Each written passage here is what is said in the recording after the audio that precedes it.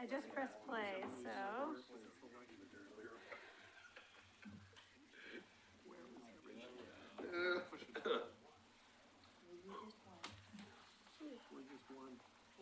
This is one neighborhood. Right. All right. Okay, welcome to the February Citizen Involvement Committee meeting. I'm feeling a little lopsided here as Karen and I and everyone else is hiding on the side. We all seem to be on that side of the room. Okay. Sorry, Mark. Come on, Roy, come on, Roy, come on up. What a guy. He's All just, right. he's just gonna cause trouble. You notice he still won't sit down. That was really a So we're gonna really quickly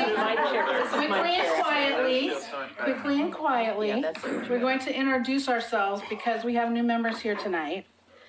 Just give us your name and what neighborhood you are here representing. And we'll start with Roy. Roy Harris, Chairman, Hillendale Neighborhood Association. Vern Johnson, Chair of Tower Vista.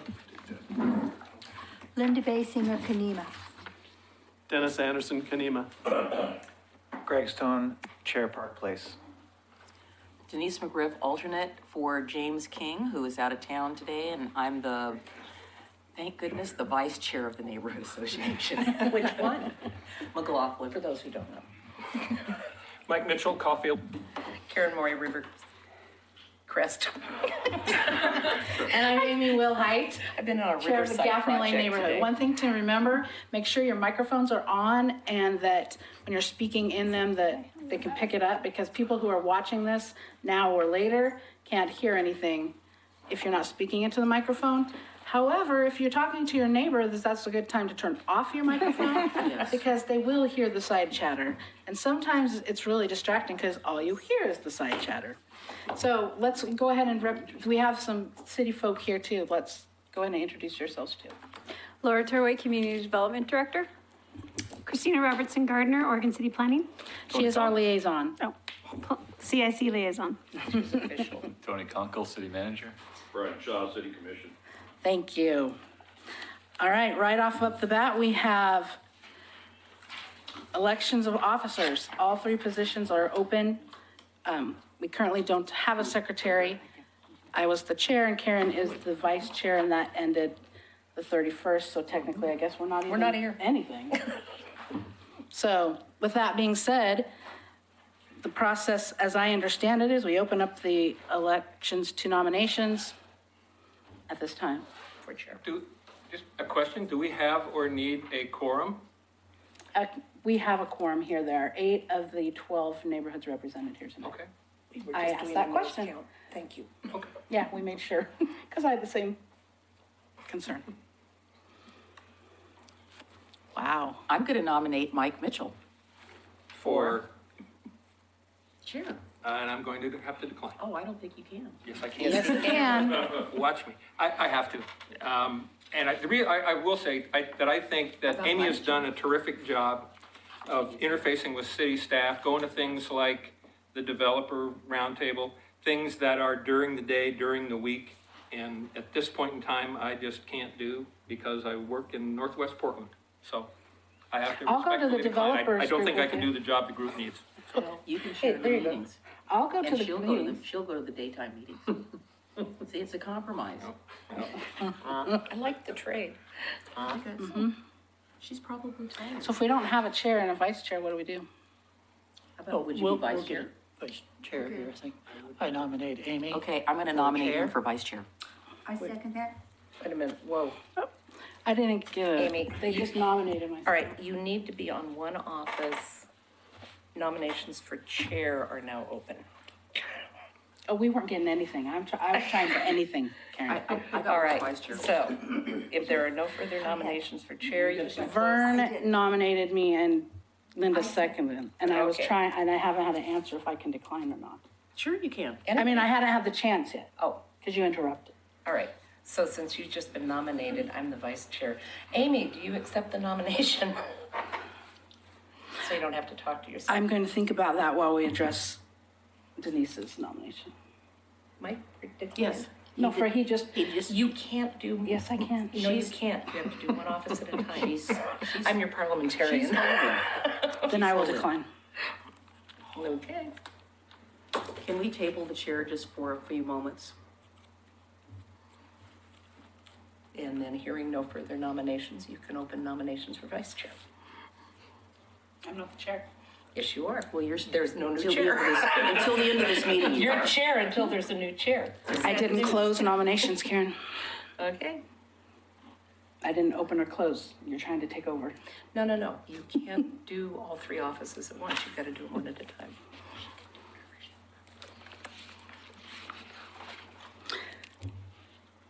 Vice Chair? I'd like to nominate Mike Mitchell. Somebody say I will second There that you for go. you. Mike? That's Would you fine. accept that nomination? If there's a chair. We're getting there. We're getting there. Any other nominations for Vice Chair? Any other nominations for Vice Chair? Hearing none, we'll open up for Secretary. Now, note that Secretary, You vote. what? You have to vote. Can we vote later? Because he has a condition, so we can't vote yet. The condition was not part of Second- my motion. Secretary now does not have to do minutes other than keeping track of Motions. motions and taking attendance. So it's a lot easier than it used to be. And it's sitting up here and helping keep on things on track and answering questions, helping set up we don't meet separately, but when we decide what's on the agenda, the secretary and the vice chair and the chair are asked if the things that are proposed by city staff are what we want to have on the agenda, and the secretary weighs in on that too. So, any nominations for secretary? You can nominate yourself. Nominate Dennis. Somebody show an inkling of interest. Roy? I would claim incompetence in that. You can't take roll? I would like to nominate Dennis Anderson. I'll second it. Dennis? I have conflicts, and I hate to fall in line with Mike, but I think it would be, I have to say no, because I have other commitments in the week, and I think I'd be remiss to be taking that responsibility. It's really just here at the meeting and then answering emails, but you're completely under no obligation. I I'm don't have just to go to any other meetings. clarifying for you. Okay, I'll do it. Yay. Or I'll put my Okay. name in. May not win. All right, any other nominations for secretary? Okay. Hearing none, we'll go back to chair, and Who's not here? they don't have the opportunity to decline. Right. Any other nominations for chair? I'm the alternate. I'm not going to be here all the time. I nominate Karen Moy. I decline. You decline? That didn't take long. I forgot to say thank you, but I decline. Who's missing? Okay, I'll move forward. And I'll accept if you'll accept, Mike. Okay, so now we'll have the vote. Can we reopen it at the next meeting, No, just to get you off the hook? no, I can resign though.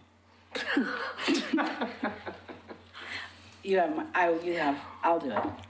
Don't worry, I'll get over my phone. Okay, so we need to vote and this primary members are the voting members. If the primary member's not here, the alternate can vote. Because I'm being voted, you'll have to, that's attendance. Oh, really? Do you want to call them out? I can call it out. I'm going to call We're it gonna out. call it out by neighborhood, and then just know if you're the primary, you, Okay, so I have the suite of elections are Chair Amy Wilhite, Vice Chair Mike Mitchell, and Secretary Dennis Anderson. I'm going to call out the neighborhood associations, and you can say A, nay, or abstain for that suite. Barkley Hills. Oh, Vice President. Kenema. primary. Okay. So you say yes, no, or abstain. Yay. Caulfield. Yes. Gaffney Lane. Yes. Hillendale. Yes. McLaughlin. Aye. Park Place. Yay.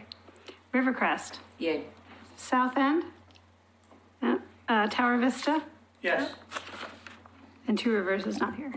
Chair South. Okay, I don't know, that's a good question.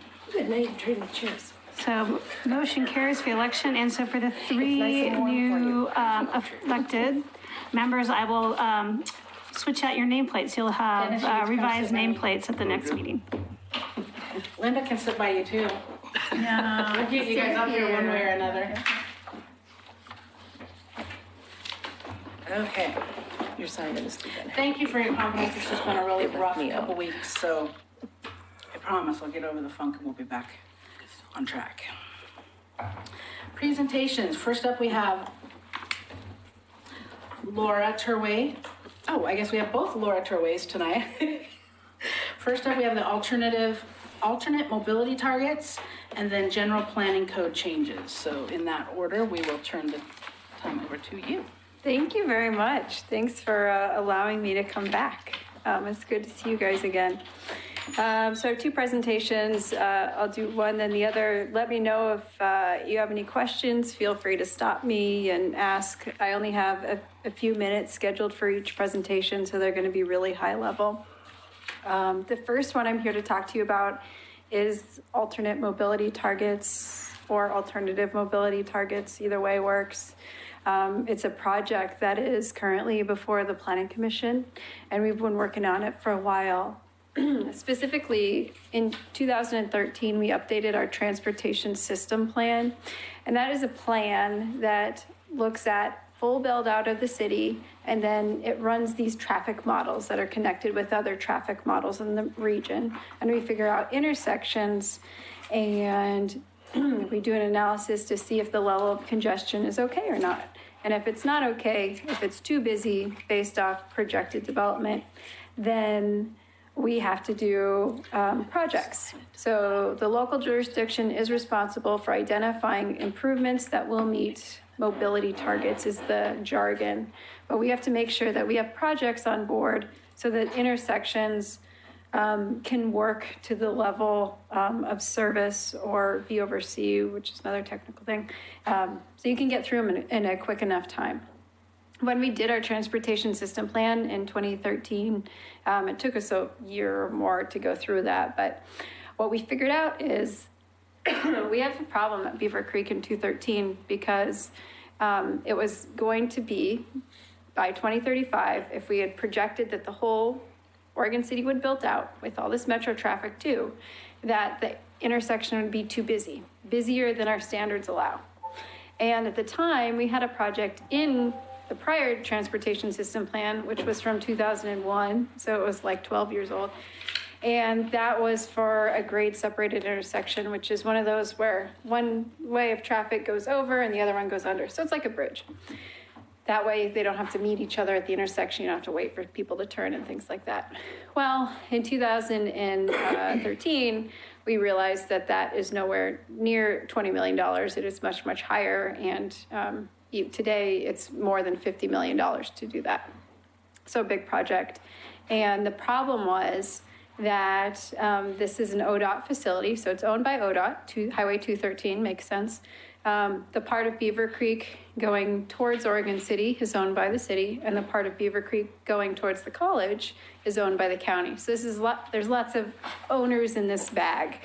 And the unfortunate part is it's still up to the local jurisdiction to find a solution and to find a solution that is feasible. And that's sort of the key linchpin in all this.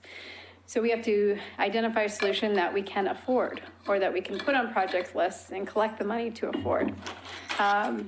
The city, rightfully so in 2013, didn't have time to address that. And so we said, hey, let's do a special project for the 213 corridor. We were also looking at Redland a little bit. And we'll deal with it within 2 years. So we had a legal responsibility to fix the problem within a shorter time frame. It took us kind of more than 2 years, but it also, once we started working on it, it's taken us a while to get to where we are today. And so what we've done is we hired Kittleson Associates to help us walk through this process. This process is not the first time it's been done in Oregon, but this is the first time that this process has been done in the metro region. And so yet again, we find ourselves being pioneers. This thing for probably something we don't want to be pioneers of, but we're sort of between a rock and a hard spot, because remember, we're legally obligated to come up with a solution, yet that funding component from other jurisdictions is not there. So the feasibility of the solution, you can engineer a solution, but actually making it happen, that's where we're struggling a little bit. So we created a series of committees. There's a technical advisory committee as well as a citizen advisory committee. Who was the representative from CIC? Mike. So they met for 6 times and helped us walk through. We had a variety of people sit on the advisory groups. We worked together to identify solutions for the intersection. Are there other ways that we could find money? What, if we can't get the perfect mobility, what improvements could we think of that will give us better mobility? And the overall end result was an idea that we will do the best we can with the resources we have. We will improve the intersection to give us better mobility. We'll also improve bike and ped, pedestrian connections in the area. And overall, we are much better. I think this intersection is frustrating because a majority of the trips neither start nor stop in Oregon City. It's not actually our facility for the most part. Ours is sort of built out. And so it is, it's been a project of compromise for a lot of people. Here's a list of some of the public outreach that we've done, but it's spun for a long period of time. We also issued these postcards to everybody within the urban growth boundary. So if you're in the city or not, you got these little postcards with this little language, which was required by the lawyers. But we did put a link to the website where we translated that into hopefully a language that was easier to understand. So for the intersection of Beaver Creek Road and 213, what we came up with was a compromise to list projects and to allow slightly more congestion. That slightly more congestion in a technical sense goes from a volume to capacity ratio of 0.99 to a volume to capacity ratio of 1. So it goes up 0.01 for additional volume to capacity. For some frame of reference, the volume and capacities are kind of hard to understand. We know that that intersection is not the busiest intersection in the metro region. There's surely lots we could think of off the top of our heads that are much worse. The 0.1, they'll allow in different parts of the region, a lot of downtowns go higher than that. 1.1 is the thing for certain areas of town as well. And so, let's talk about what we came up with. So we came up with the solution. I'll talk about the solution in a second. We brought our solution to, at a few of the advisory meetings, we talked to the Transportation Advisory Committee, we talked to ODOT, we've talked to everyone and anyone who is willing to listen or participate. And so we're glad to talk to you too. For the final recommendations for Beaver Creek in 213, you can see the projects listed, but I'll show you a map. It's essentially to add a turn lane. That turn lane will relieve congestion on the most congested leg of that intersection. So intersections are funny because there's lots of ways to get through them and turn and go straight. So there are a lot of legs or movements within the intersection. They're not all broken. Only some of them are broken.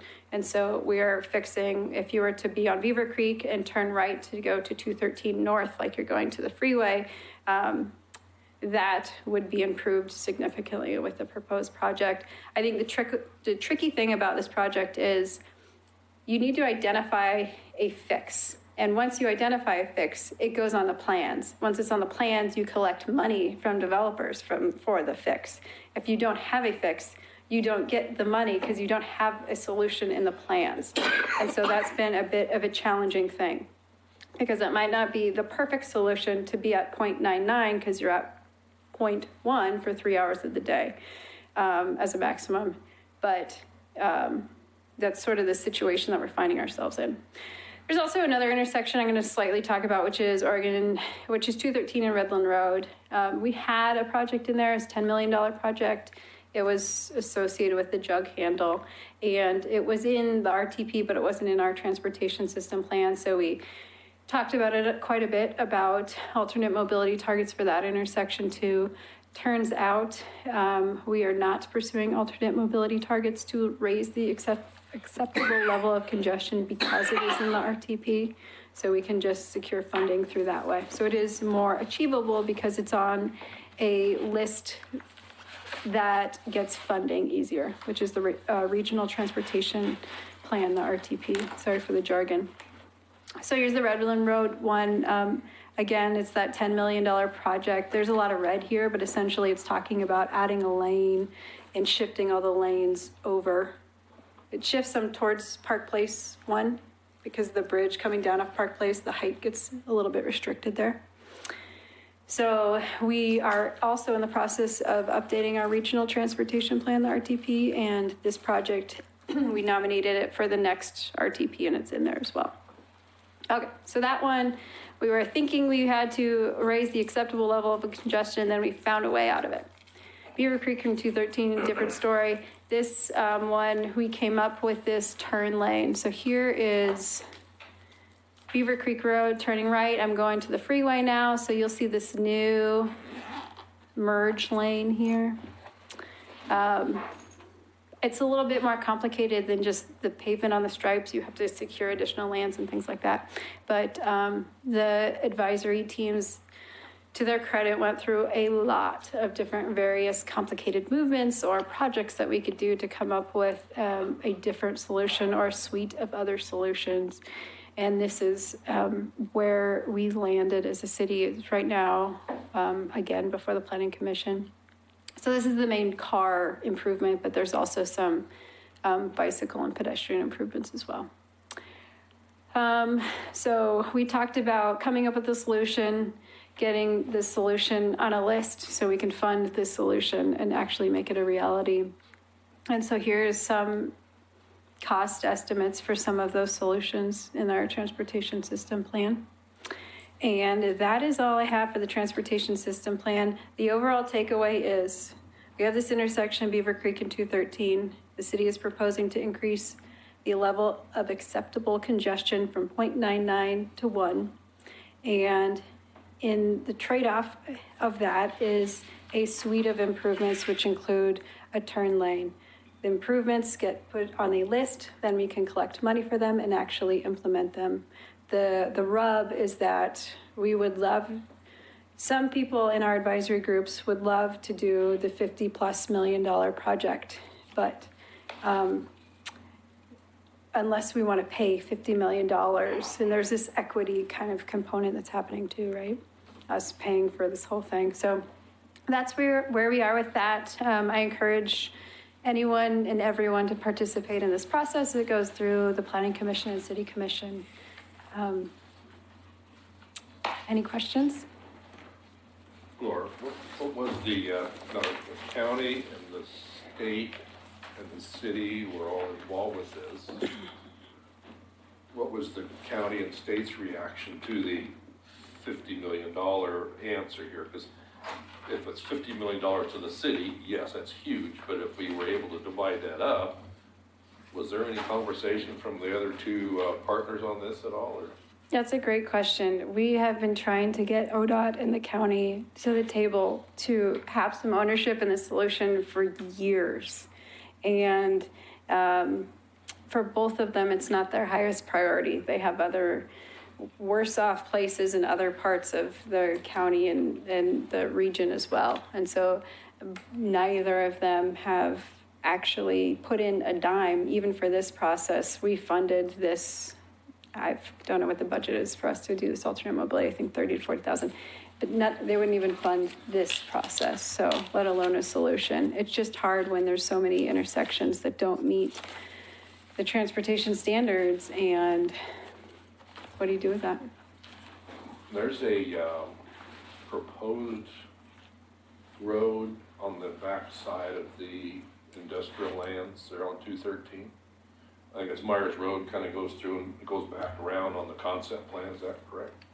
Yeah, in the concept plan, there's definitely some roadway networks there, and that is part of the reason why that alleviates congestion. So one way to get congestion out of one intersection is to have lots of ways to get from here to there. And so there are a lot of parallel routes in the concept plans. And just to be super clear, this assumes full build out of the city, including concept plans and all that too. And then we put it in a regional model. So we can see the outside influences as well. But so the city did as much as we could to make sure that there are alternate ways to get around and so that it would alleviate or create options for people. And one of those is the Beaver Creek Road extension. Myers Road. Myers Yeah. Road extension. And Absolutely. another, was it Loader or something else? It was gonna, so the plan was to take traffic off of Beaver Creek Road, maybe over to 213. So that's gonna be part of the solution. And if I were to guess, I would say that that helped us get some of these funding sources for other projects that will help as well. But Thank you. if anyone else wants to ask ODOT, Yeah. I've had a few people say that they will try. We will take whatever we can get. But so for this process for Planning Commission, it's a legislative amendment to change our transportation system plan as well as our code language that talks about the congestion at these two places. And it'll go Planning Commission, ideally Planning Commission, City Commission, and then we'll go before the Oregon Transportation Commission. And they would be the ultimate say. One critical component is that in this is that so we'll increase congestion from the 0.99 to 1 for 3 hours per day. So what that leaves open is the window from 9 to 3, which is when trucks move. And so one major component that is important to the Oregon Transportation Commission and ODOT and also us too is making sure that commerce can still happen. So what are the 3 hours? It's PM peak time. I'll give them, I can email them to the group. Okay. All right. Would you like me to move on to the next one? Yeah, just, Can I ask a question? Yeah. Just a timing thing. So projects like the Beaver Creek concept plan, Yeah. are they held up until this plan is in place or until this work is done? They're held up and there's no, if you do a zone change that puts more than 20 trips through the intersection, then you are held up until this plan is in place, not until the construction's complete. Okay. Because when you come in, then you'll pay your proportional share also. So you'll pay your SDCs. This will get on our list for us to collect money for it through system development charges. And then also you'll pay a proportionate share of your capacity for the intersection. So for example, if I did a zone change and it put 1% of the capacity for the intersection, then I would pay 1% of the project cost too, in addition to the system development charges. Thanks. any other questions on this for Laura? Okay. Just to clarify, we have one public comment on an agenda item, and technically we don't take it public comments on the agenda items themselves. So we'll hear your comment at the next thing on the open public comment. Just letting you know. The next open public comment. The next agenda item is public comments after the presentations. Sorry. Okay. All right. So I know I've already gone over some of my time. The other thing I'm here to talk about is some proposed code amendments. Also, before the Planning Commission, or will be before the Planning Commission. I haven't really got there yet, actually. We are doing a Planning Commission work session regarding these on a week from today on January 12th. February 12th. It's not January anymore? I don't know. In some place it is. In somebody's universe it is. So this is, how many pages? 28 pages. So we did red line versions of the code and then a table at the beginning of the code. There is a suite of proposed changes, and I am just going to talk about one of them, though. I'm here to answer any questions, get any feedback. Again, this project, we want input from the public and we want your feedback. So feel free to send us emails or attend any of these meetings and discuss your concerns or support as well. So for this process, we sent out on that same postcard notification to all property owners within the urban growth boundary in the city. And we've had a couple work sessions and been before our development stakeholders group. And we hope to go to planning commission later this month. So again, I have this code language. There's bound to be a spelling error or something that you find. So if you do, just let me know. I just wanted to keep it a higher level discussion since I only have 10 minutes here. The only thing I wanted to talk about was the one that we heard the most feedback from the public about. In 2017, there are a few developments that used what we call lot averaging. Lot averaging is when you do a subdivision and you take that subdivision and you can have lots that are less than the zoning designation minimum, provided that they average the minimum zoning designation. So for example, if your zoning designation is R10, you can have lots that are as small as 8,000 square feet, provided the subdivision in a whole averages at least 10,000 square feet. And that was done for a variety of reasons, but namely to allow some flexibility in development because it gets constrained. I'll show you some pictures as to why. But we heard a lot of feedback from the public and the Planning Commission. And so the City Commission directed staff to amend the code language. And so I took a stab at it. And so what I said was, rather than what our code says now, which is lot sizes may be up to 20% less than the zoning designation if the subdivision as a whole averages the zoning minimum, the draft proposal limits the number of lots that can be, sorry, I'm saying this backwards.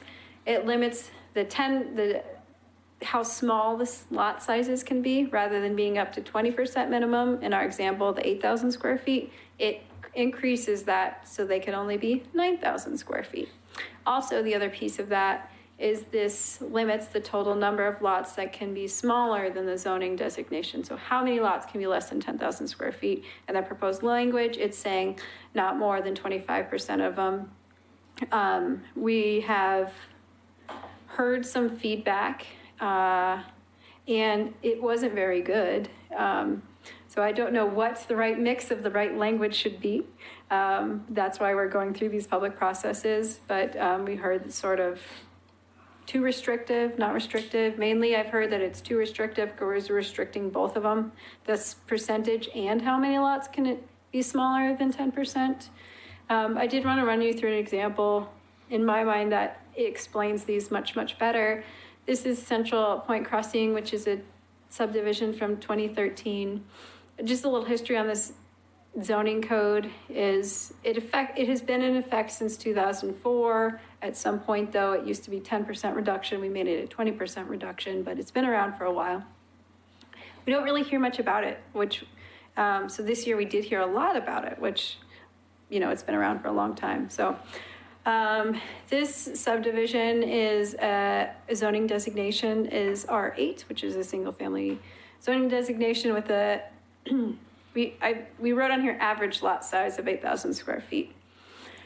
So here's the subdivision. If you can kind of see it in that light gray, I'll move to a different layout in a bit, but this, we calculate the net developable area.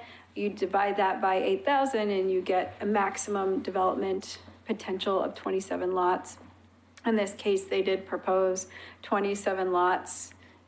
We also have a standard that you have to do a minimum number of 80% of the maximum, and so the minimum is 21 lots.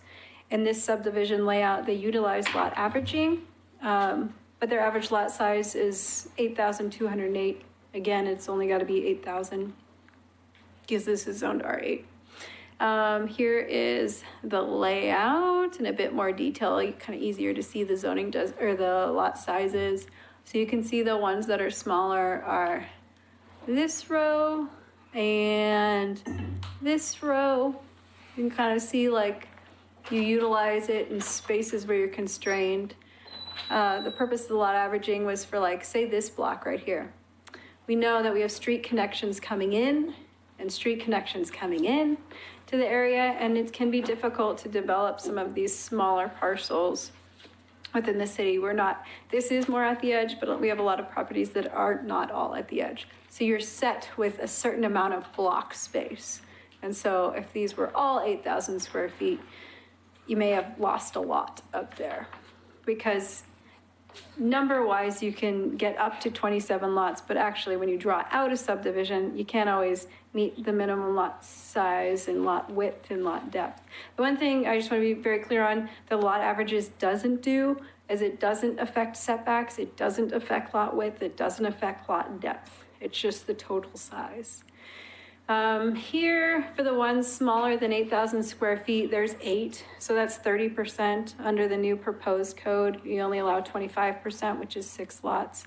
So if we were to apply this to the new proposed code, they would lose some lots, because you couldn't have that many that smaller than 8,000 square feet.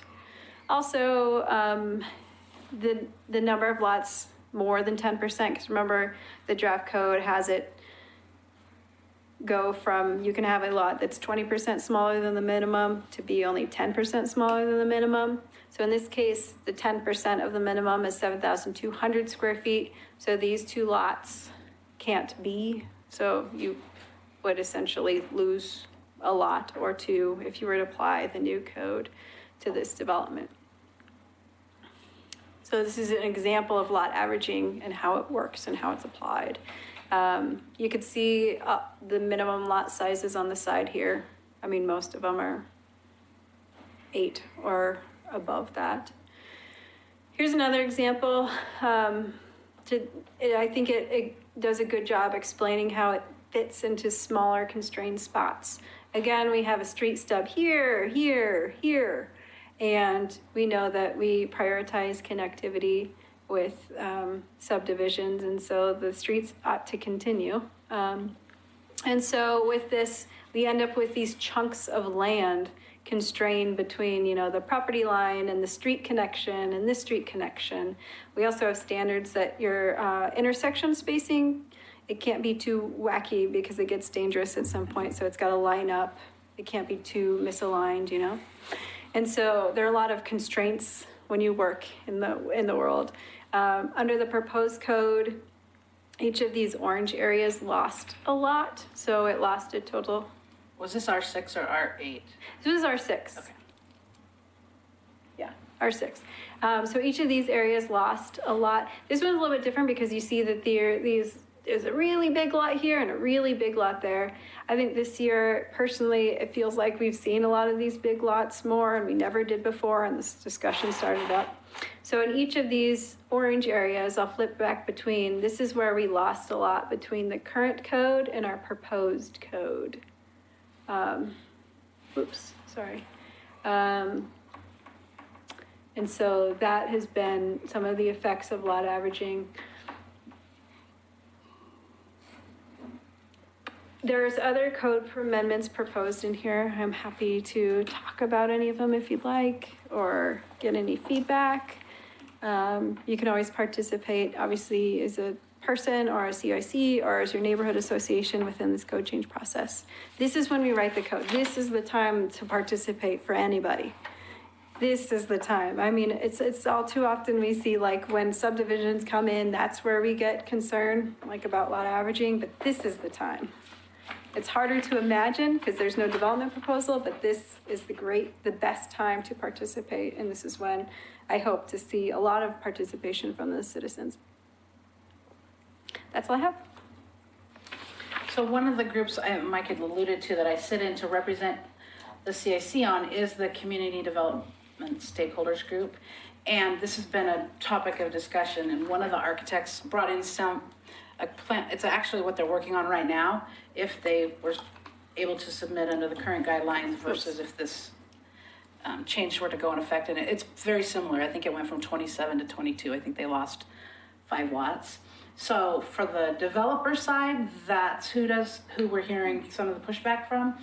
But in my talking to neighborhoods and going to some of the neighborhood meetings, I'm hearing good things, because somebody that lives in an R8 house doesn't want a 6,000, so they have the pleasure of finding the balance, but just to let, that's what I'm seeing as your representative. It's the developers who are fighting back, the neighborhoods that I have talked to and asked questions with, like this proposed change, so.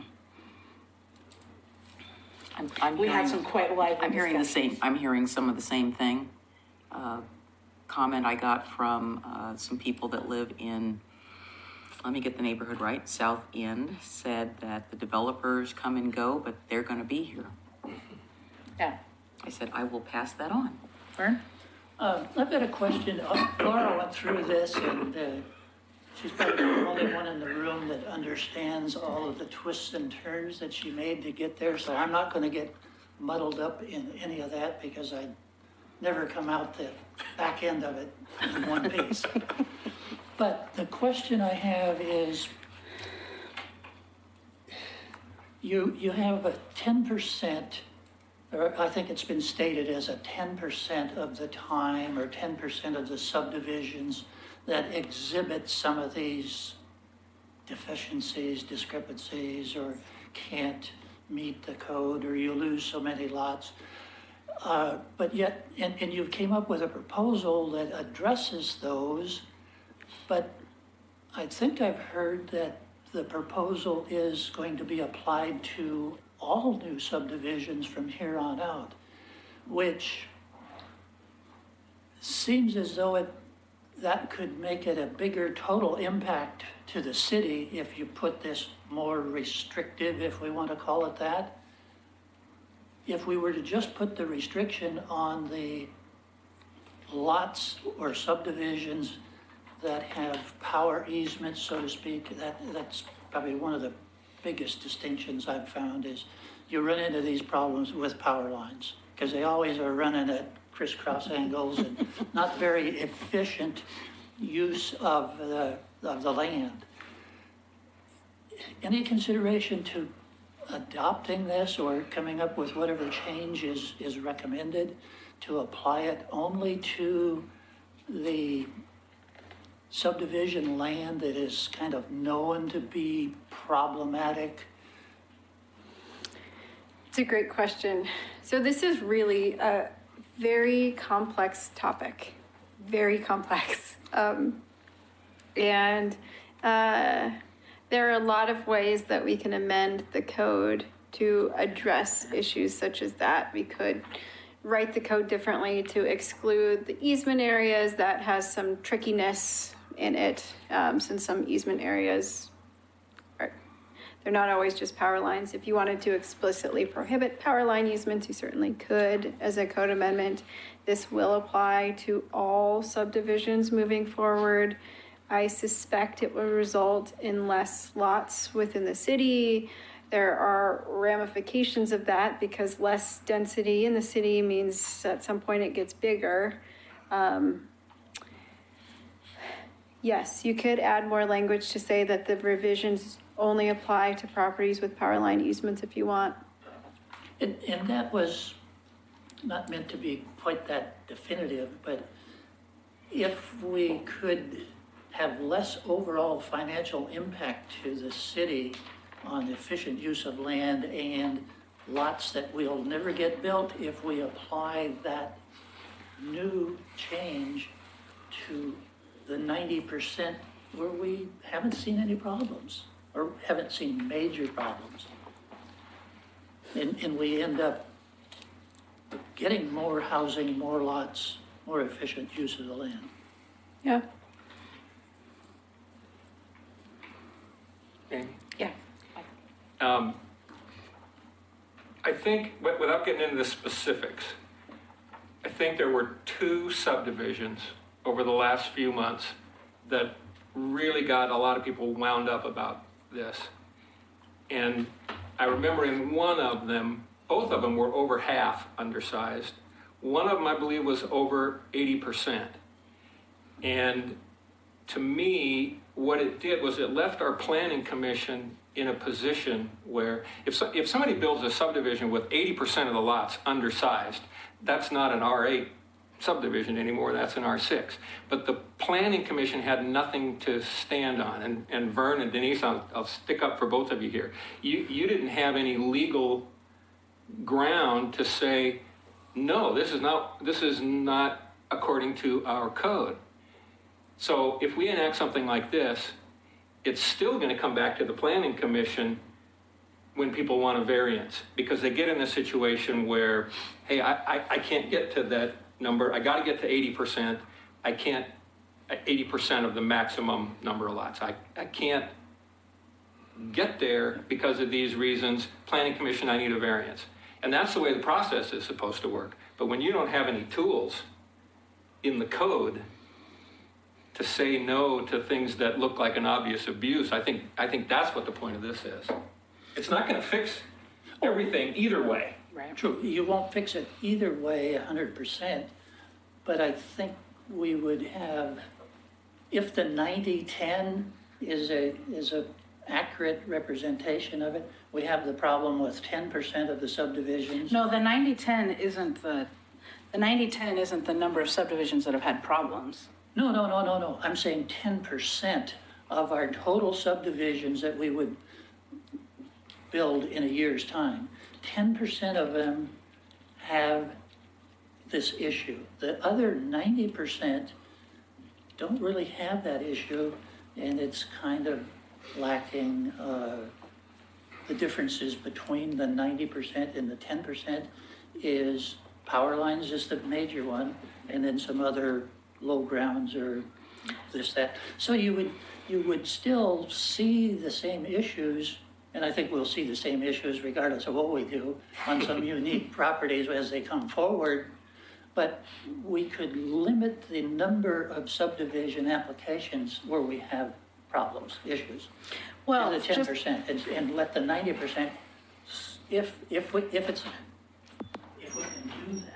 I hear what you're saying, but we had 3 different developers come to our Gaffney Lane before they even talked to the planning department, and they came in with their proposals. And it was like Mike said, I mean, there was like one lot was within the guidelines and everything else was really small. And so once they heard our gasping, before it even went to planning, the plans changed. And so I think that, yeah. So I think they hear you. They hear what you're saying, and they'll take it in. I don't want to take over, but We'll find out. the other problem, Vern, is the easy dirt is gone. Oh, yeah. And they're having to build on the weird stuff now that a few years ago, they would have said, hey, this is not buildable. Well, now they're finding a way. So I think more and more subdivision, it might have been 90%, but I think more and more are going to have issues because they're having to deal with the weird dirt. I like that, weird dirt. Easy dirt. Easy dirt. You just go to infill lots between existing houses in a neighborhood. You got one house that could be divided into 2 or more houses if you tore the old house down and started over. Those are going to be more of a problem because they're smaller to start out with. You don't have a real well-defined, you don't have any extra space, but can you gain one more house if you have some laws that just apply to those instead? And luckily on the CIC, we don't have to decide that. You get to do that at planning, so. I'm gonna move us away from planning here. Thank you. Definitely done. Oh, any questions, other questions for Laura? I have one thing. Dennis? Are we to assume we're bringing this before the neighborhoods? The neighborhoods are going to, We've already sent out notification to the neighborhoods, Okay. and you'll get another when we send out the and agenda. you'll want the feedback? Yeah, we all certainly It want was hidden feedback. on that little postcard that Laura alluded to. We're sending, well, we already emailed out the planning commission agenda for next week, and that also goes to the CIC and neighborhood association chairs, and that does include the same language. And I haven't changed this language since the last time we were planning commission, which was the 22nd. I suspect it will be changed slightly, but the next time we get there. Thank you. Okay, next up, public comments. We have one, Jim Nacita. So just as a reminder for, I think anyone here that we don't interact with public comment, we just listen to Jim and let him have his 3 minutes and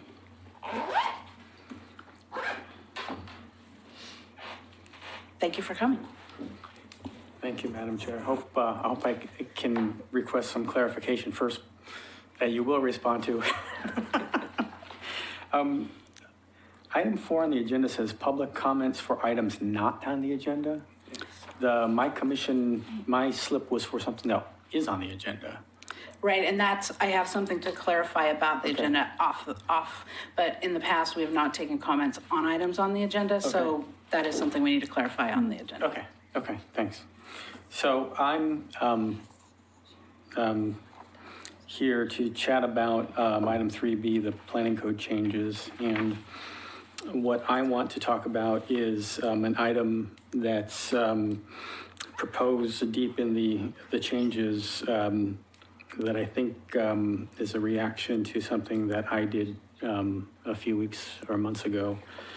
There's part of the proposal in this legislative amendment is to remove reconsideration from our quasi-judicial land use procedures. And I want to alert the CIC and the citizens to that and object to it.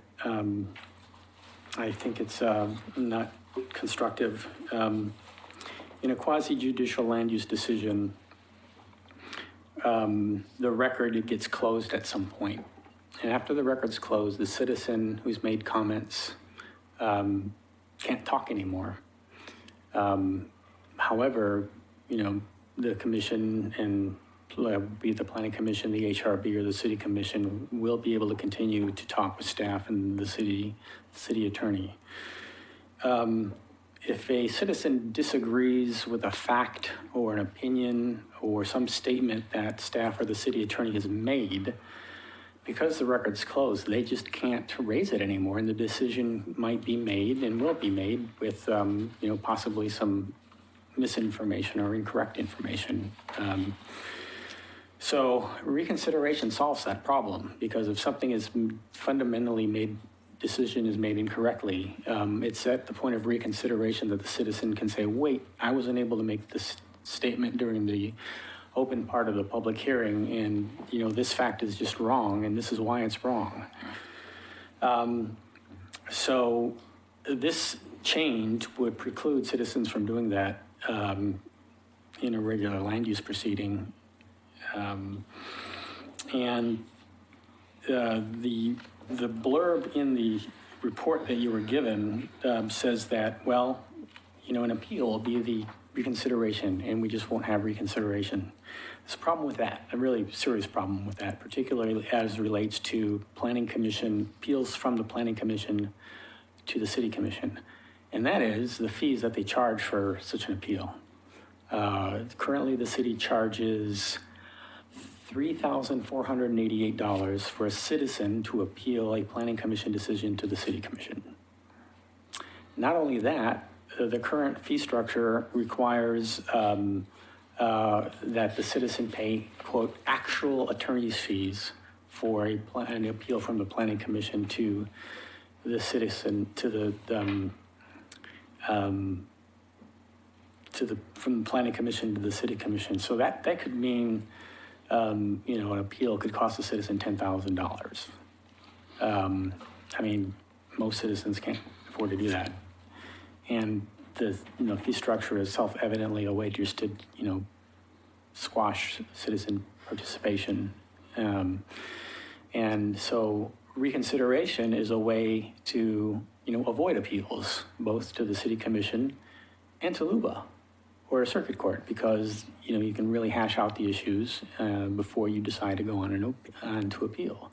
So by precluding reconsideration, no one gets served. Just no one gets served, except, someone who might be trying to avoid accountability. Your time's just about up. Really, every city has, reconsideration in their code. There's really no purpose for this, and it should be opposed.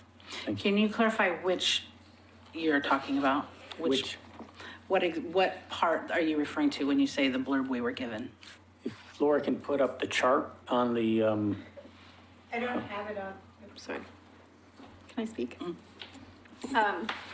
There's the proposed code amendments includes a chart at the beginning, right? I assume you're talking about the explanation for the reconsideration one. Yeah, that chart. I didn't have it on that one. Okay, so we can have Christina send that out to us, because is it part, It was on your it agenda. is attached? Oh, it just didn't come up tonight. Just one more comment. There's a way to solve the problem without having to shut down reconsideration also. If the city thinks that someone's trying to game the system or just, delay, well, the obvious thing to do then is the system we have now, reconsideration isn't mandatory. If you or I request reconsideration, the planning commission doesn't have to reconsider a decision. They can say no. And if they think someone's abusing the system, just deny reconsideration. I think what someone might be concerned about is that people are making valid cases for reconsideration that somebody wants to avoid. Okay, thank you. So we do need to look at, if you didn't look at our packets, I think that we need to look at those a little bit better.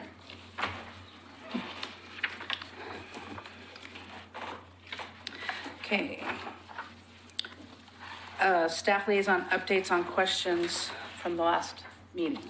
When was that? Wow, What long were our time ago, questions? in 2017. Attached to your packet, this was also emailed, if you were CIC members in 2017. This was emailed oftentimes just for the new people. As a staff liaison, over the course of the meeting, I take down notes of questions people have, and then at the end of the meeting, I confirm with the chair what questions I need to kind of go out and do research on.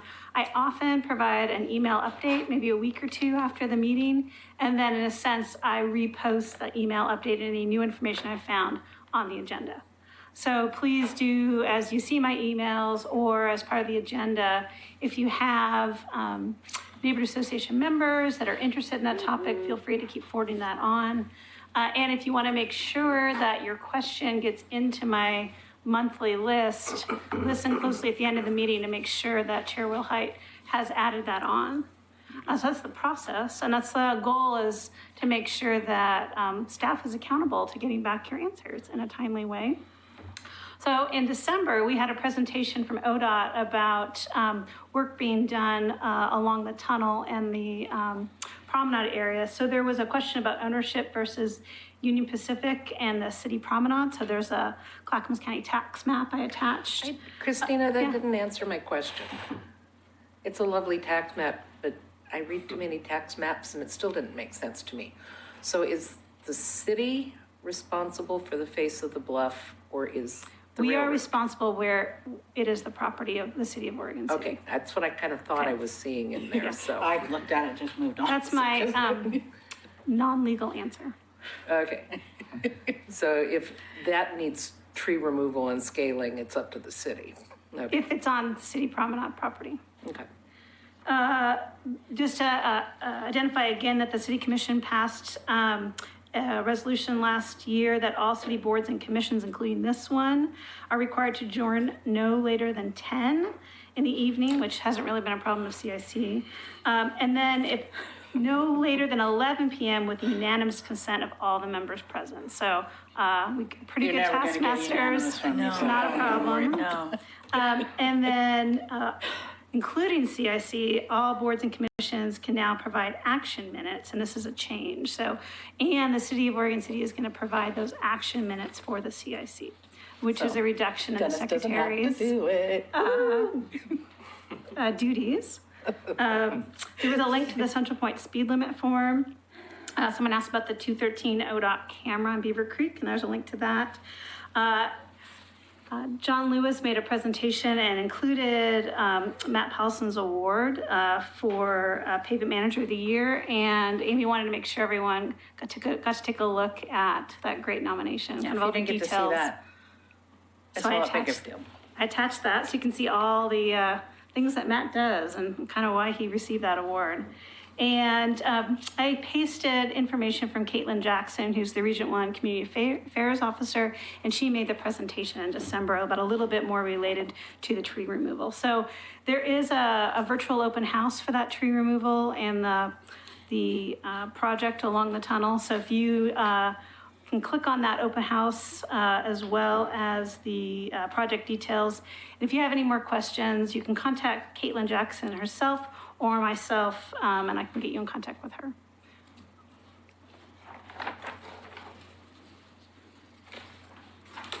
Okay. Moving on to our most favorite topic of all, grievances. So we have received 3 grievances. There's some confusion in regards to processing the grievances, but tonight we had said that we were going to set up some grievance committees, but I would like to propose that we postpone that. Yeah, actually, I have a 4-slide presentation just to give everybody understand what the grievance is, but not I a lot would of like to information. not even cover that. I would like to Okay. just, Well, then what I do need to do though, Mr. Matheson did submit things to enter in the record, so I made hard copies. So I'm gonna pass out these 3 just to show that we're adding these to the record.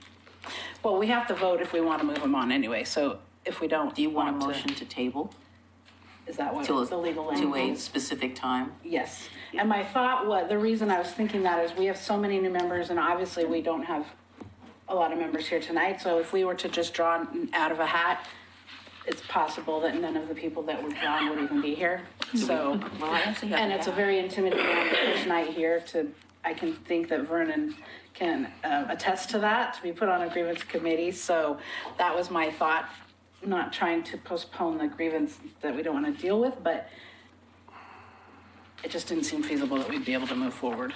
That's fine. I just want to add these in the record so they'll be available at the next meeting. So it's just a procedural motion. I don't even know what, Just one of There's- each. 3. there's 3 things? Yeah. So if we do move to table them, we need to decide when would be appropriate to. Yeah, so you Do can the bring it, grievance you can committee? bring it off the table at a time certain, and it's not just hanging, like a hanging chad. Wait a minute, I'm gonna make a mess here. Yeah, I'm Pass confused. them one at a time. Yeah, that would be much easier instead of, I don't think I did the right thing, 'cause Mass one. This is 2 pages. I don't have that. I love these This is rolling the second chairs. page of something. Okay, this is page 2. I only have page 2. You only have page 1? There's your page. Here's somebody's Well, page 2. did it print out? We'll just, right. I'll email it Why out. is this? I passed the warning along with the 2 pages. So these have been entered in the record and I'll email out a digital form. I have that. We need stapling. That's one, that's Okay, this 2. is- There Chair you go. Wilhite? This is And I 1 don't and 2, have okay, so one. then there's another one that's 2 pages. Chair Wilhite, I'm happy to send this Yeah, both of electronically and it's now officially entered in the record. Okay, thank you. I'll just slide this aside and figure that out in a minute. Okay. Is there a motion on the floor? Not yet. Okay. Can I would like to ask a question before we talk about a I motion. think, Well, we have to have a motion and then we can discuss Doesn't have it. anything to do with that. another 2.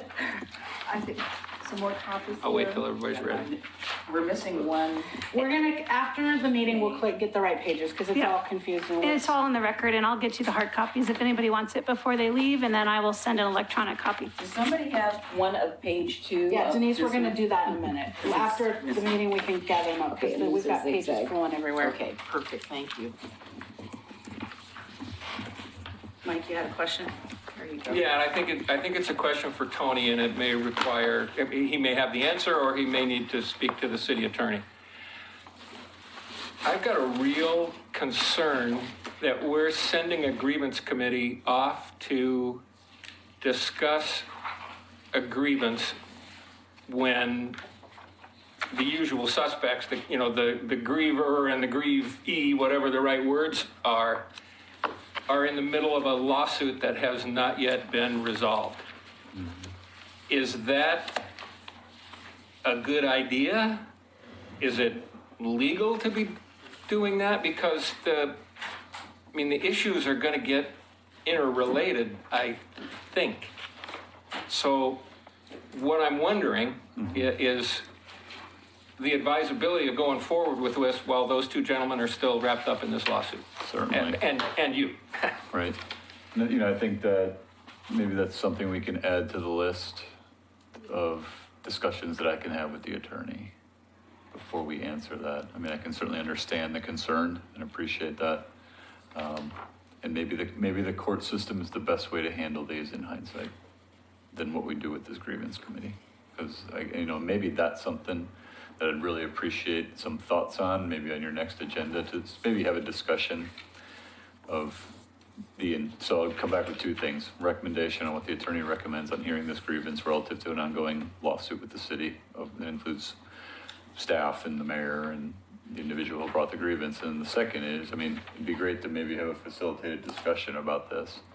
I think it was set up to try to address a concern that we were seeing. But I've certainly heard the concerns raised by the CIC members about what are we doing here, and is this the most effective way to handle these things? So, if the CIC is willing to have that discussion, I think it'd be useful. And, how do you feel about that? But, We have it on our goals as one of the things to work on, so yeah. that is something that, to talk about grievances and the general, not to these specific ones. Right. So, Urgently, more to come. Yes. in my opinion. Urgently. I think we need to have that discussion urgently. Agreed. So, as to the 3 grievances that we have now, and with our lack of members,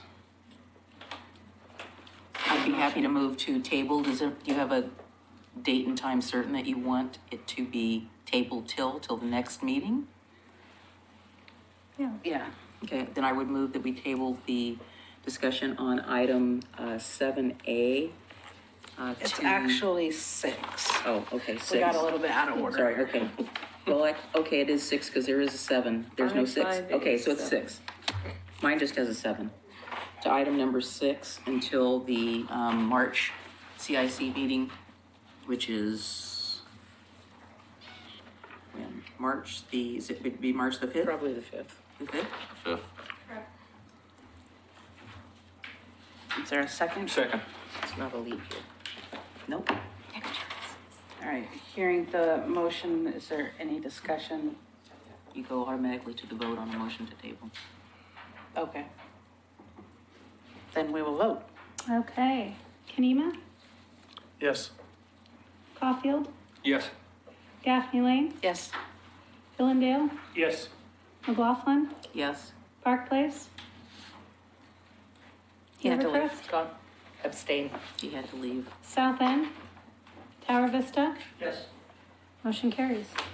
Thank you. You're welcome.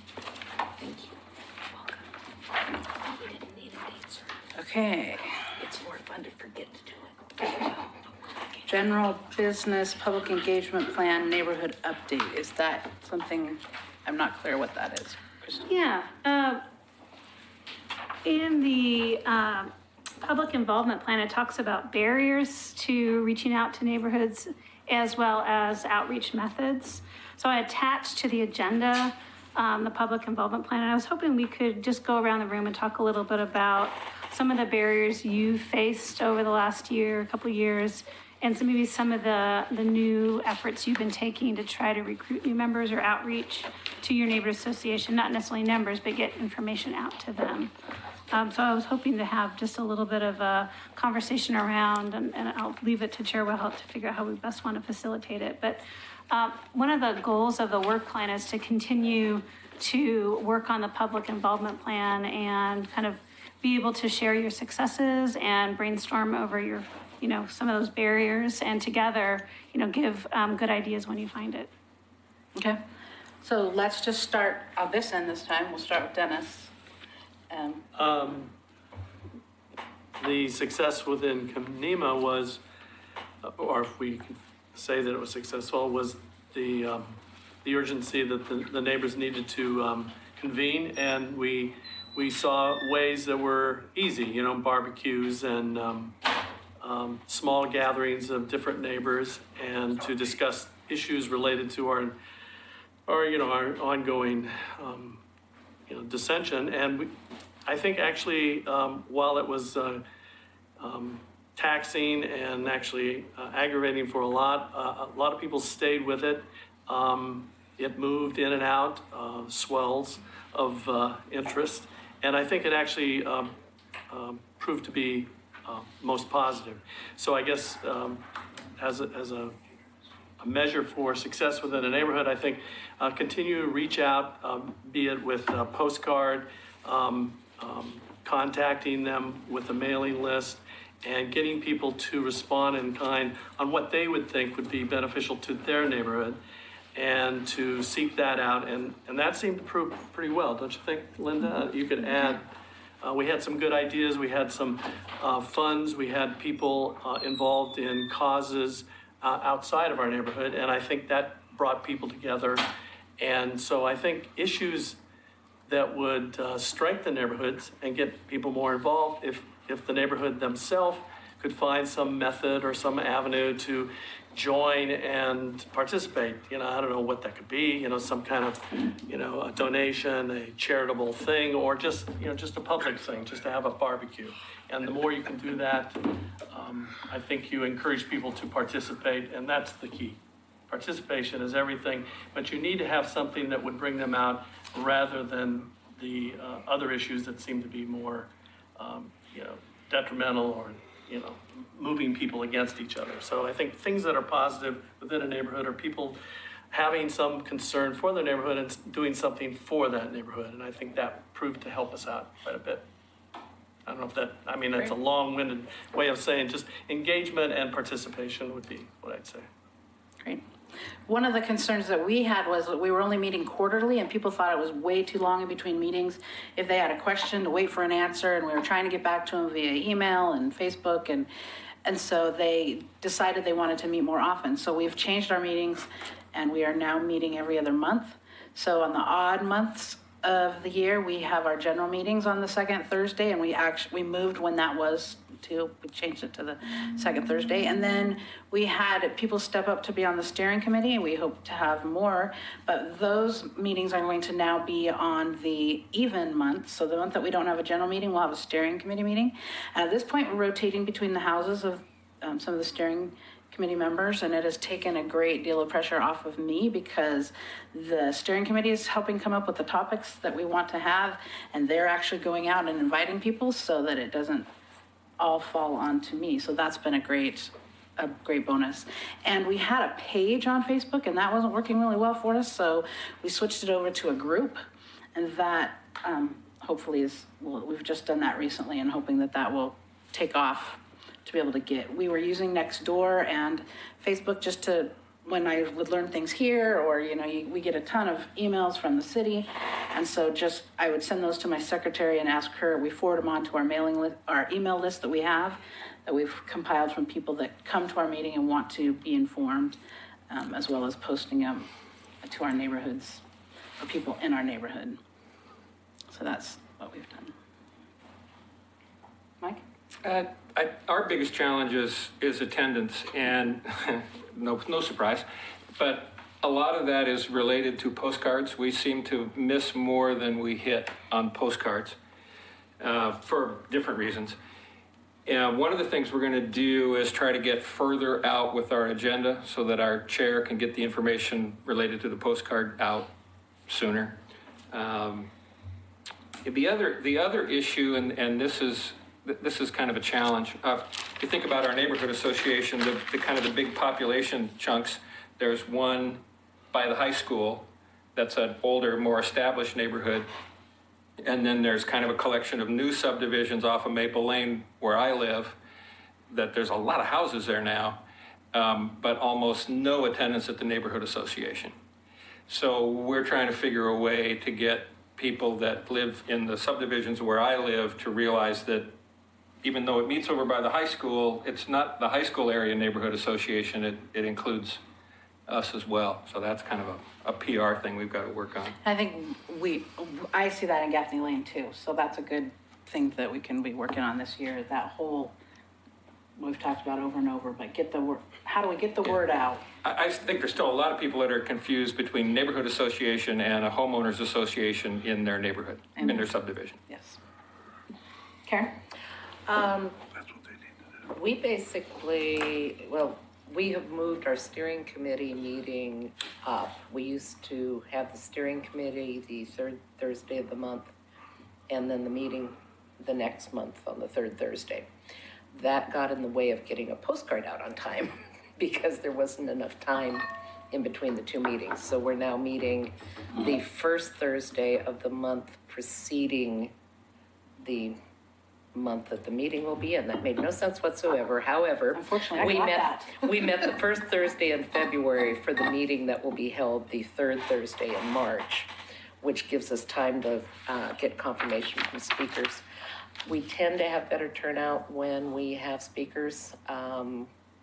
Also, when there's something, interesting going on. But Rivercrest is old, established, nothing new is going in. We have new residents as ownership turns over, but there's a lot of stability in Rivercrest. You don't see a lot of for sale signs. We do tend to draw an older crowd, although it's been getting better. But we did find when the postcard didn't go out, it pays. It was the lowest attendance that we had. So we use the postcard. Our Facebook group is growing lately. Somebody had a really good idea for something, and we got a lot of new members on our Facebook page. So we do Facebook and the postcard, and we have signs that go out the day of the meeting along Lynn to remind people that the meeting's occurring. So, and I think when we get to the round table, I suspect our March meeting is going to be very well attended.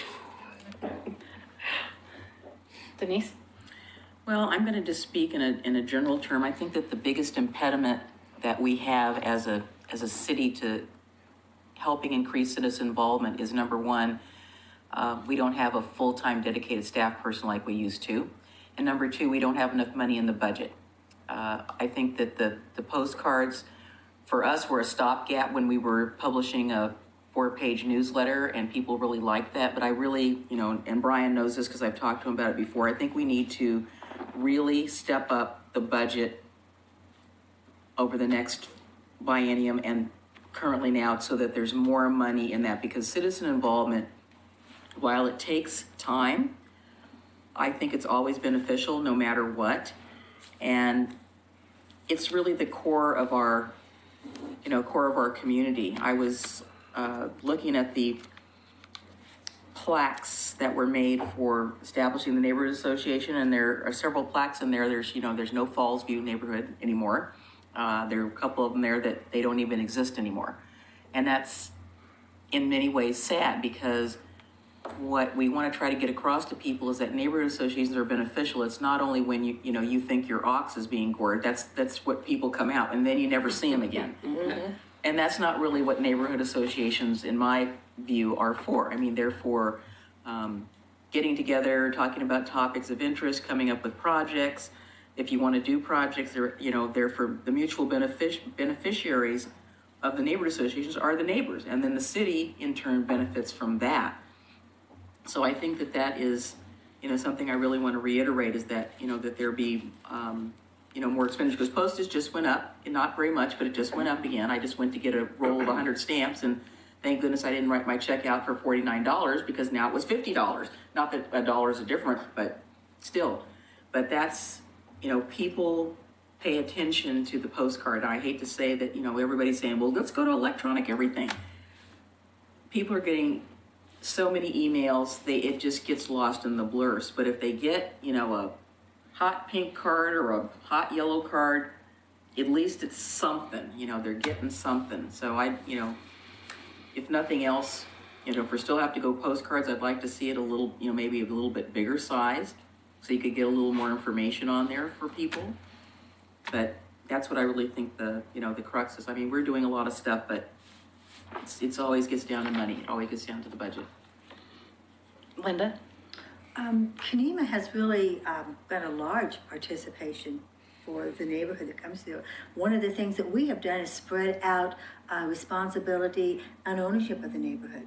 So we have someone who takes care of the fire department, someone takes care of the cemetery, someone's doing this and that. We have all these different people who are taking part of something of the neighborhood. And they really like it. They've got ownership, they've got pride to it.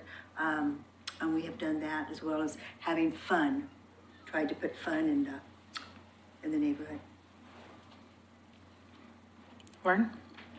Well, it's good to be close to the end of the line here, that everything's been said, and it's all good. It's just attendance is pretty common, except when you've got something extraordinary going on. It's probably communications, and I think I've heard from the prior 6 or 7 people, there may be 6 or 7 different methods of communications. Is it possible we get together and form more of a uniform approach that might work for everybody, so everybody knows what's going on, what the involvement is, and what the responsibilities are? I think Linda just said, not just drop it on the chair or the vice chair to do all of this stuff, because Did you get that, Christina? A little bit. Can you say it one more time? Sorry, it was.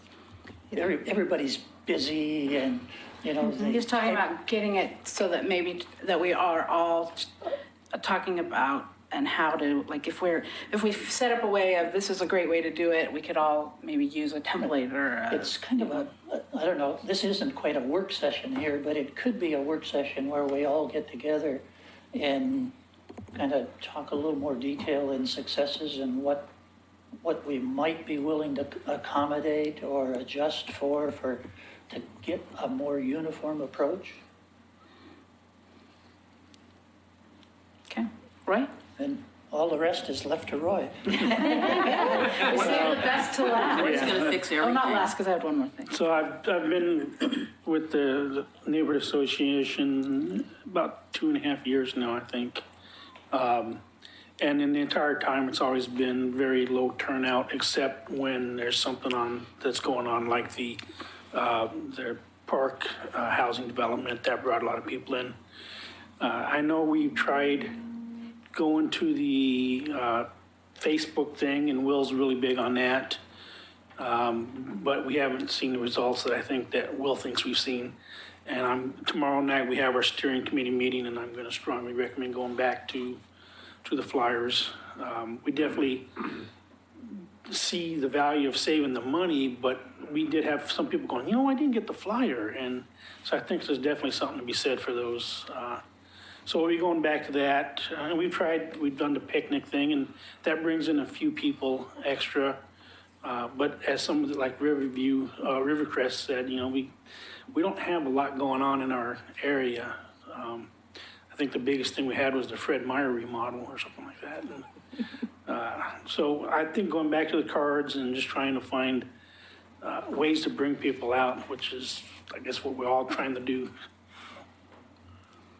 I wanted South End's not here to toot their horn, but they have the Adopt-A-Road that they've done.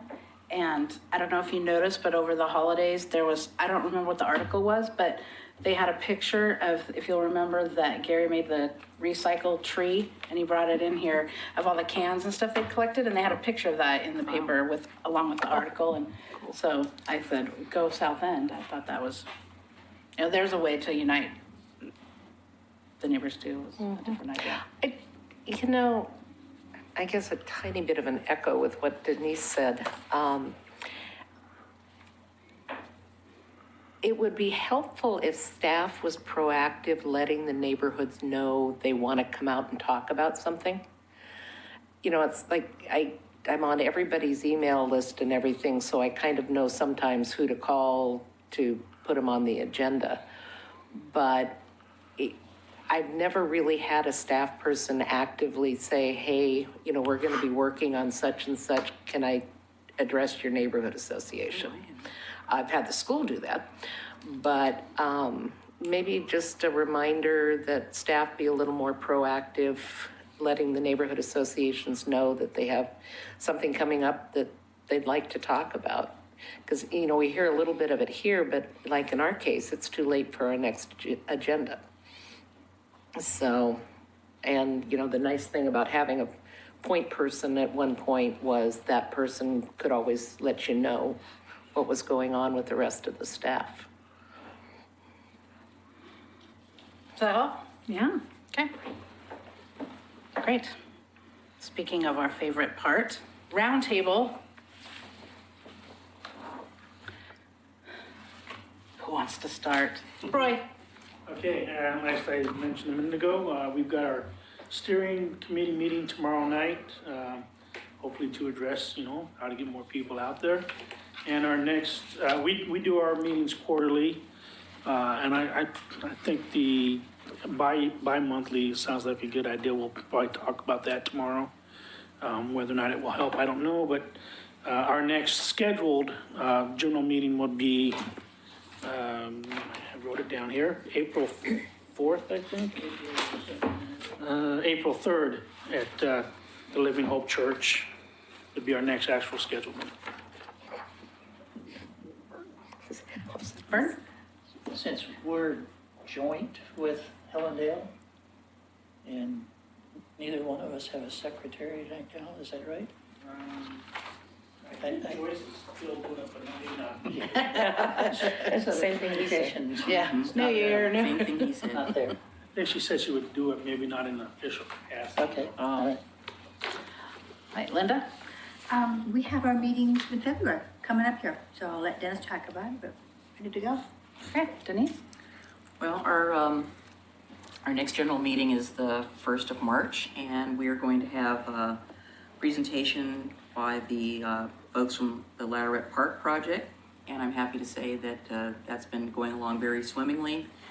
We have No pun intended. yes, no pun intended. For those of you that knew it was the old pool. Yes. Really good. Yeah, that just I didn't even plan that. That just came out of my Swam in there. Yes. We have, as a neighborhood association, initiated a similar project that we're going to start with Parks, and Karen has consented to be on the committee involving the Buena Vista Clubhouse, which we're working with Christina on that as well. That's right, I did. And let's see what other fun thing is going on. We're planning our, for those of you that know, we've adopted 7th Street, and so we're planning for our annual spring cleanup. We're probably going to do it on Earth Day, which I think is April 21st. So that'll be fun, and we usually give a prize for the most unusual thing that somebody finds. Oh, fun. That's fun. Last year it was a sleeping bag. The first year we did it, I found the most unusual thing was a car bumper. I mean, literally, it was in the bushes on 7th Street. We don't know how it got there. But anyway, so I got the prize. Things are going mostly well. Yes, very well, mostly well. Thank you. Everybody's gonna laugh when people adopt streets. Who has to take it home on the holidays? I usually take it home. Very quiet, very quiet. All right, so Rivercrest, our next meeting is Thursday, March 15th, 7 p.m. First Presbyterian Church at Lynn and Warner Milne. Be there. We, at our meeting in November, we had a slightly better attendance and concerns over the issues at whatever you want to call it, Promontory, the Bluff, top of Waterboard. It was spilling out into the neighborhood. It's a little quieter with what passes for winter, but we decided to get on top of it. So Phil Lewis has confirmed that he is attending, Jim Band is attending, and we're going to see if we can start doing some proactive planning to get it under control. As Mike nicely pointed out at the PrAC meeting, it's more than one neighborhood it's affecting. McLaughlin, you are graciously invited to come to our neighborhood association meeting because you have the bottom half of Waterboard Park with the same problems we're having at the top half. What problem are you having at the top again? Kids, drug deals. Oh, yes, Yes, and Makeout spot, yes. fast driving out of the park through neighborhood streets, et cetera, et cetera, et cetera. So we're gonna see if we can get the big boys there to sit down and really do some proactive planning on dealing with some of the issues. And I invited Mike, but anybody else who's in the area or interested in the area, please attend the meeting, because this is going to be step one of hopefully problem solving. Visual entities coming out. Okay, Mike? Can you slide that down? Yeah, I saw you looking. Yeah. Maybe I can go faster. When's my meeting? Sorry. Our next executive committee meeting is the 26th of this month, and as I mentioned, we're going to try to get out a couple of meetings on our agenda so that we have our postcard info all ready to go. Our next regular meeting is on March 27th, and I did notice that the agenda, the boilerplate with the neighborhood association meetings needs to be fixed. The dates are right, but then it says held the fourth Tuesday of January, April, July, and October, and that's not right Okay, so, for Caulfield. You need to send that to Katie. Katie. Oh, it's Katie. Yeah, Okay. I'll- She pulls it on. Okay, I'll send that to her. That's it. Okay. Gaffney Lane had a great meeting that I wasn't able to attend, but they have Vector Control come. I don't know if you guys all received emails a while back about that, but they brought samples, and our members were all excited to see these samples of things that are growing, of mosquito larvae in the different stages, and talking about where they grow and how willing they are to come out and help you. So that was very well received. Our steering committee meeting is this Thursday. We'll be finalizing for our meeting March 8th, which I could talk about next time too, but at this point in time, we have planned to hear from the theater at Clackamas Community College to come and have a present. Clackamas Repertory Yeah, Theater. Repertoire Theater, what is upcoming there. And then a representative from Fred Meyer to come talk to us about their remodel and kind of push and be happy to How can we? help calm down everyone of that remodel that now no one can find anything. That's why they do it. So, yeah. Oh, I read a big article about that, but, so, that is what is happening in Gaffney Lane. Oh, as far as, I did talk about that I sit in on the Community Development Stakeholders Group, but Steve Van Haverbeek and I also sit in on the alternate housing, public, well, I don't even know what that is. Equitable housing. Equitable housing. Oh, Denise is there too. Equitable housing, I knew that wasn't right. And so we had a meeting, and our concern, and I'll share that with you because I'm representing you, is that it was too much information too fast, slammed down throats, and that they were asking for our comments and our feedback and our buy-in on information that there's no way we could absorb. So we've asked for a little leeway there. I noticed that they lengthened one of the meetings, extended it a little longer, so it'll be interesting to see. We kind of took a little poll, and we all said we'd be willing to meet a few more times if need be, because it's just too much information. Too complicated. Yeah, and they're asking for buy-ins on things that, we just didn't have time to talk about. It's just like tonight, Laura was only able to share a little portion of the big picture. And when you have a public involvement and you're asking for input, it's hard to give buy-in to something if we didn't quite understand. So they do a great job of taking that to heart and listening, I think, to some of the things that we said. Some really good points have been brought out. One of the nice things, there's members on there from different neighborhoods and people we've never seen before. So that's kind of fun. It's not just the same faces. We're getting some really good input there. And they didn't talk about in the planning department, if you don't know, is moving, and they're moving up to where Mount Pleasant, that little annex building. So if you've watched the construction going on there, it's kind of fun. So they gave us a little deconstruction. We don't think they're going to be left, but they'll be moving in April. So our meetings will be moved to that building, and For those people who've been around a while, it's the former office for the Educational Service District. IMC. And the Media Center. And the Media Center. It's been a lot of things. Dennis. Kanima's next meeting will be the 15th of February, and we're going to have a few things on the agenda. We have public safety updates from Mike Day, liaison officer for matters of the homeless. And we're going to have neighborhood report on land use and development within our neighborhood and current issues related to that. We will be discussing, Kelly Reed's going to be visiting, and she'll be discussing the McLaughlin-Kanema Trail. And then there's a list of items that are concerned and have been dealt with over many months, these past months, relative to parking and the timeline of implementation and the trail route and the whole project status. So that'll be our our meeting on the 15th. In May now. That's it. Okay, okay, Laura? All right, thank you very much. So thank you for bringing up the Equitable Housing Project. It's a project where we're working with the community to identify housing opportunities. We're looking on the supply side of housing. The feedback was we are taking it to heart, so thank you for the large volume of information and the time it takes to digest it. We are doing a little bit more in writing there too. But regarding that project, what's going to come out pretty soon is a poll. And the poll is, we're hoping to share it with you, and we're hoping that you could share it with everybody that you know as well, to identify housing needs for yourself, and then also determine what kind of housing types and needs you think are appropriate for your neighborhood and your community as well. So we'll be sending that to you in a little bit with some explanations, but it's a fun survey. It only takes 10 minutes or so. You'll love it. The other thing is that there should be candy. You said there I will heard be. that. Did you say there will be candy? I said, I want a piece of candy at the end. That's how I'll do a survey. Yeah. I have candy in my office. You can always come over to my office and I will give you all the candy that you like.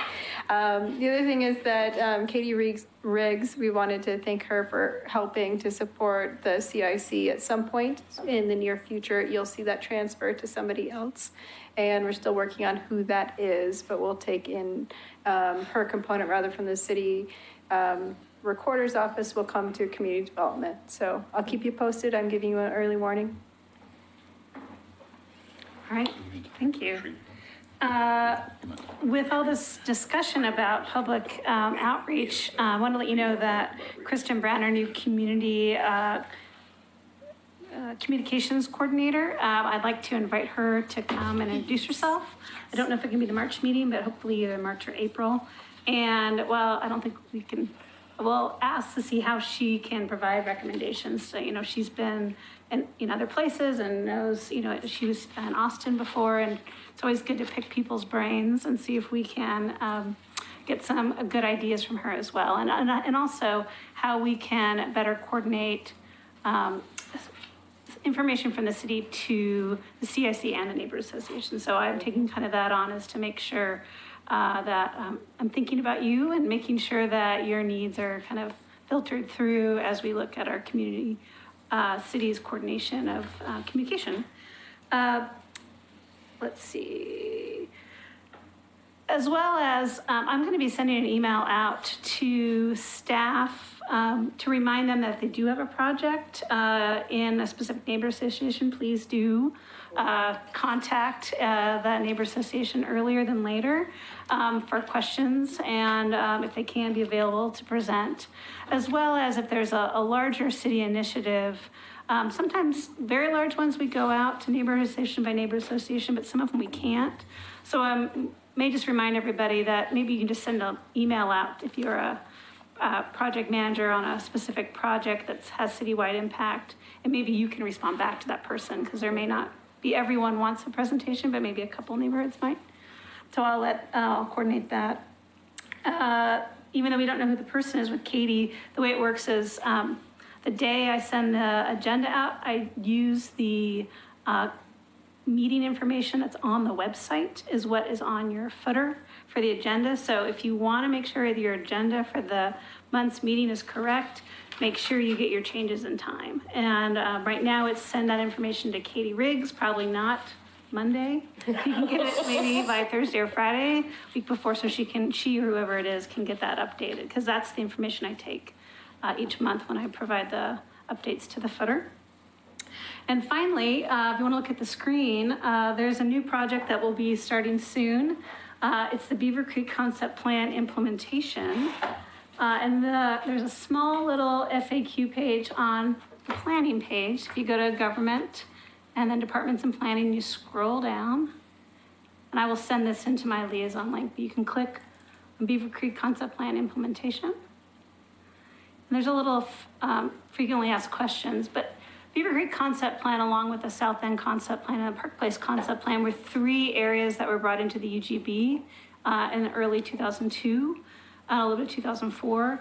The other 2 concept plans have been implemented, but the Beaver Creek Concept Plan went through numerous years of legal challenges. That process is done. And so the Beaver Creek concept plan is adopted, but we have not moved forward with implementing zoning, which means the area doesn't have a comprehensive plan designation or a zoning designation or development code updates to actually implement the plan. So we received a grant from, it's called TGM grant, it's from ODOT and Development of Land Conservation and Development to help hire a consultant to help us move through that process. We'll have a public outreach engagement for not only people who were involved originally, but also new people, because as you know, there's a lot of new people that have moved into the area near and around the high schools. We want to make sure we can bring them into the process. We don't have the scope of work quite finished, but I wanted to let you know that it's starting and kind of keep your ears open. And this page is available if people are asking, like, what's going on with that Beaver Creek thing? What's going on across from the high school? You can send them a link to this page, which provides the beginning information of the project. How much was the grant for? 100,000. The grant was 100,000. And this link will be on my liaison email as well. We hope to start the process in the spring, and it's just the timing of getting the scope of work and the consultants hired, so. Tony? That's all I have. So for those of you who travel on Beaver Creek Road, we are putting in a new sewer line extending down Beaver Creek Road to Loader roughly. So probably another 2.5 months on that project. We've been trying to do a lot of the work at night, avoiding the rush hour as much as possible. So appreciate the patience while we get that infrastructure completed. The commission approved, many of you know that the Parks Maintenance Facility up at Mountain View Cemetery, we haven't been able to utilize the old facility for over 4 years now. They've been working out of trailers at that facility, so the commission approved the final concept and ability to pay for that new facility, so we'll get that moving forward here over the summer, over the rest of the remainder time here and over into the summer, and try to get that built as quickly as we can. We talked a little bit about the annex building construction, and why am I drawing a blank on the other one? Park Tony, how is that facility, being paid for? Annex, what's that, the parks? Yes. It's general fund is paying for a vast majority of it, and then some portion of it is being paid for with park system development charges for the oversizing of the facility to meet the needs. I think we want 350,000 from system development charges and the remainder from the general fund budget for that facility. Well, the only grousing I heard about it was when I was at a PrAC meeting, and it was alleged, and I don't know the answer to this question, it was alleged that SDCs couldn't be used for that. Right, now, it's pretty clear that system development charges are the charges that we apply to accommodate future growth, both for facilities. So when you're talking about parks, it's not only new parks land, but also the facilities that serve those. If you don't have a place to put your employees, it's hard to take care of those facilities. So we've got 37 parks and over 300 acres of park property. The building, I believe, was the original, with the original structure dating back to the 1960s is where our parks maintenance facility was located. So as part of the design, we had originally come in with a building that was sufficient to accommodate existing staff. The city commission asked us to go back and look at building it a little bit bigger, and not the full build out, but essentially taking down a larger phase to accommodate future growth needs of that department. So it's pretty clear in Oregon revised statutes that system development charges can be used for facility expansions to accommodate future growth in the community. The other one I want to talk about was the Glen Oak Park. So many of you probably are aware we received just under a $500,000 grant from state parks, being matched with approximately $2 million to finally build the new park that's needed down off Glen Oak Road, just south of the new transportation facility, this high school transportation facility. So Glen Oak, Myers, High School Lane area right there. That concludes my updates tonight. Thanks. Commissioner Shaw? I got 10 minutes. Whoa, get comfy. So we, every year we have our retreat. And a week ago Saturday, it's an all-day event, and it's it's almost like breathtaking listening to all of our directors working on everything they have. And I'll tell you, I'm really proud of what's going on in this city. I just wished our directors weren't as overwhelmed as they are with the workload, because, and I keep telling people this, we operate on kind of a skeleton crew in this building, and on the hill there too, so. And so I just want to let you know, and your chair, incoming chair, Amy Willhite sat through our retreat with us and stuff too, so she's very well versed on what's going on in this town right now, so. I did get a message today from the Oregon City School Foundation. They're having a retreat, and I said I'd kind of expose the neighborhoods to this. It's next Thursday, February 15th from 4:30 to 7 at the Ainsworth House. And it says it's reinventing, I think it's the school foundation, and whether they're going to talk about the new bond or something like that, I'm not sure. It's not real clear on the flyer and stuff, but if you're interested in what's going on with the foundation or the new bond and stuff, that would be a good time to go to that. This Wednesday, I'd invite you to come to the Urban Renewal Commission meeting. We're going to unveil the proposed 10th and Main building right next to the bike shop across from Dutch Brothers on that empty corner. And so we'll unveil a project there as a kind of a second preliminary. It's the developers are going to show it to us that night. So pretty excited about that because we gave them some pretty good input from the last one. So, last thing I want to talk about too was Denise kind of brought it up, and Karen and stuff, and after what I saw happen with our last general election and what I'm reading about on Chit Chat and Nextdoor and stuff, I'm almost ready to rename this committee the Citizen Education Committee.